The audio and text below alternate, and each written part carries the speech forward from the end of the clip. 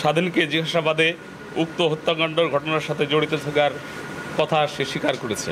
যেভাবে গ্রুপের সাথে আছে তা আমার তো মনে হচ্ছে যে সে একটা গ্রুপের সদস্য আর কি। গাজীপুরের সাংবাদিক কুপিয়ে হত্যার চাঞ্চল্যকর ঘটনার অন্যতম আসামি স্বাধীনকে আমরা গতকাল রাত্রে শিববাড়ি এলাকা হতে গ্রেপ্তার করেছি। এই ঘটনার সাথে জড়িত স্বাধীন অন্যতম আসামি এবং আমরা ভিডিও ফুটেজ, ওপেন সোর্স এবং আমাদের ইন্টেলিজেন্সের মাধ্যমে তাকে আমরা গ্রেপ্তার করতে সক্ষম হয়েছে এবং গ্রেপ্তারের পরে সে সমস্ত ঘটনার বর্ণনা দিয়েছে এবং সে এই ঘটনার সাথে জড়িতর কথা স্বীকার করেছে। আপনারা জানেন র্যাপিড অ্যাকশন ব্যাটালিয়ন প্রতিষ্ঠালগ্ন থেকে বিভিন্ন সময় অপরাধীদের গ্রেপ্তার এবং হত্যার রহস্য উদ্ঘাটন অত্যন্ত অগ্রণী ভূমিকা পালন করে আসছেন। বিশেষত সাম্প্রতিক সময়ে অনেকগুলো ক্লুলেস ও চাঞ্চল্যকর ঘটনার দ্রুততম সময়ে নিষ্পত্তি করে র্যাব সাধারণ জনমনে আস্থা অর্জন করতে সক্ষম হয়েছে। উল্লেখ্য যে গত 7 আগস্ট 2025 তারিখ রাত্রি অনুমান 18:45 ঘটিকার সময় জিএমপি গাজীপুর বাসন থানাধীন চন্দনা চৌরাস্তা এলাকার দৈনিক প্রতিদিনের কাগজ পত্রিকার চিফ রিপোর্টার আসাদুজ্জামান তুহিন 39 প্রতিদিনের ন্যায় তথ্য সংগ্রহ করতে যান। মামলার এজাহার মতে সাংবাদিক আসাদুজ্জামান তুহিন বাসন থানাধীন চন্দনা চৌরাস্তা এলাকায় তথ্য সংগ্রহকালে দেখতে পান যে জনক বাদশাহ 35 কে একজন মহিলা পরিকল্পিতভাবে বিরক্ত করতে থাকে। এক পর্যায়ে বাদশাহ বিরক্ত হয়ে উক্ত মহিলার প্রতি ক্ষিপ্ত হলে পূর্ব হতে উৎপেতে থাকা স্বাধীন সহ অজ্ঞাতনামা খুনিরা জনক বাদশাহকে এলোপাথাড়ে কুপাতে থাকে। হিরন আরও মিনারেল ওয়াটার মাত্র 50 পয়সায় প্রতি লিটার।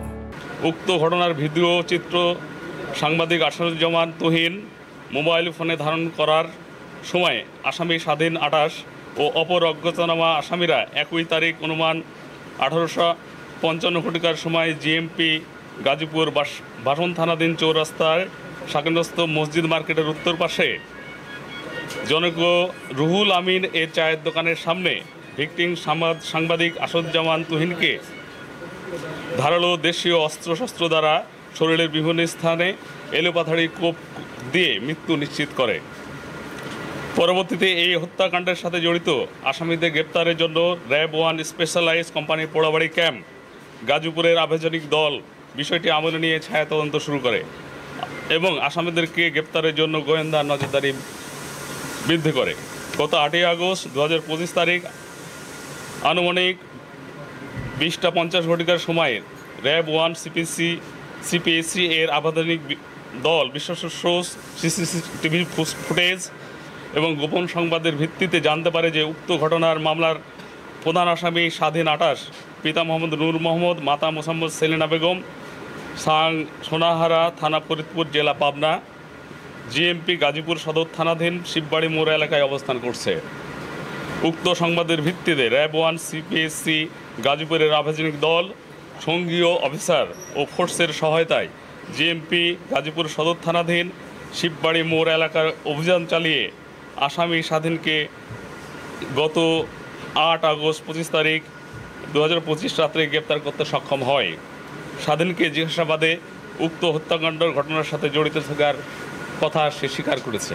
স্বাধীন সে একটা গ্রুপের সাথে জড়িত, সেই গ্রুপের অন্যান্য মেম্বারদের সহায়তায় সে এখানে গিয়েছে এবং সে আপনারা ভিডিও যে দেখেছেন সে তার প্রকাশ্য অবস্থানটা আপনারা নিজেরাই দেখেছেন। আপনাদের সোর্স আমাদের সোর্স সবাই এটা নিশ্চিত করেছেন। কেন হত্যা করছে এজাহারে যতটুকু আমরা পেয়েছি, এখন আসামিরা নিজেদেরকে পার পাওয়ার জন্য অনেক কথাই বলবে, এটা তদন্ত সাপেক্ষ বিষয় এবং তদন্তের স্বার্থে আমরা মনে হয় একটু সময় নিয়ে আপনাদেরকে জানালে ভালো হয় এবং কোনো ব্যক্তিগত কোনো আসামির সে নিজের কোনো মতবাদ এটার সাথে জড়িত থাকার কথা না। তদন্ত এখনও চলমান রয়েছে, আমার মনে হয় যে যথাসময়ে এগুলো সব জানা যাবে। স্বাধীন যতটুকু তার কথাই বলেছে, সে হচ্ছে বাস ড্রাইভার, সে 8-9 বছর ধরে এখানে আছে এবং যেভাবে গ্রুপের সাথে আছে তা আমার তো মনে হচ্ছে যে সে একটা গ্রুপের সদস্য আর কি।